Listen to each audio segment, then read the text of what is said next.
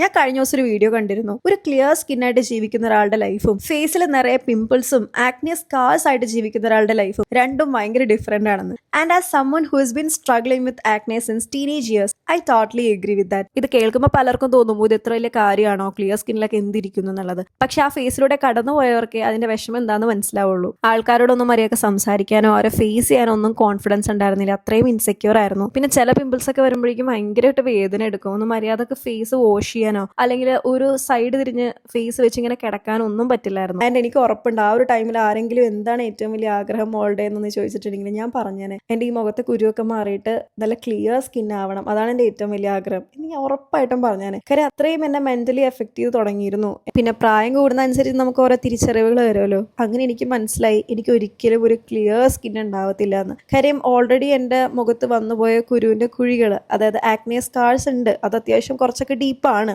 കുരു വന്ന പാടുകൾ ചിലപ്പോൾ മാറും, അത് ഫെയ്ഡ് ആയി പോവും, പക്ഷെ കുഴികൾ അവിടെ തന്നെ ഉണ്ടാവും. അപ്പൊ ഈ കാര്യങ്ങളൊക്കെ മനസ്സിലായപ്പോഴേക്കും ക്ലിയർ സ്കിൻ എന്നുള്ള ആ ഒരു മോഹം ഞാൻ മനഃപൂർവ്വം മറന്നു കളഞ്ഞു. ആ ഒരു ടീനേജ് ടൈമിൽ വരുന്ന അത്രയും ആക്നീസ് ഇപ്പോൾ ഇല്ല. ബട്ട് ഈ വെതറും ലൈഫ് സ്റ്റൈൽ ചേഞ്ചസ് ഒക്കെ കാരണം ബ്രേക്ക്ഔട്ട്സ് ഉണ്ടാവാറുണ്ട്. അതുകൊണ്ട് തന്നെ മേക്കപ്പ് ചെയ്യാനൊക്കെ എനിക്കിപ്പോൾ ഭയങ്കര മടിയാണ്, ഒരു മൂഡും തോന്നാറില്ല.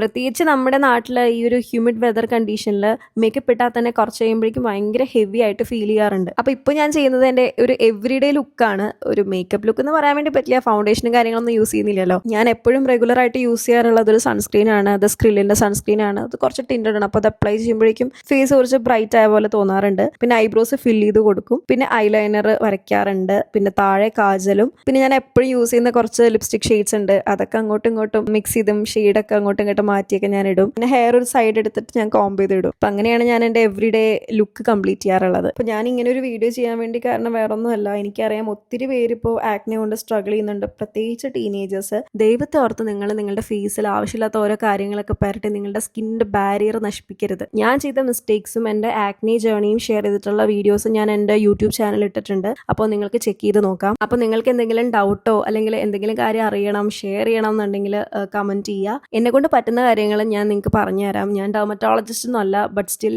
എൻ്റെ ഒരു ആക്നെ ജേർണിയിൽ ഞാൻ കുറച്ച് മനസ്സിലാക്കിയ കാര്യങ്ങളുണ്ടല്ലോ, അതെനിക്ക് ഷെയർ ചെയ്യാമല്ലോ. അപ്പോൾ ഗൈസ്, ഇന്നത്തെ വീഡിയോ ഇത്രേ ഉള്ളൂ. ഇനി അടുത്ത വീഡിയോ കാണാം. അപ്പോൾ ടേക്ക് കെയർ, ബൈ.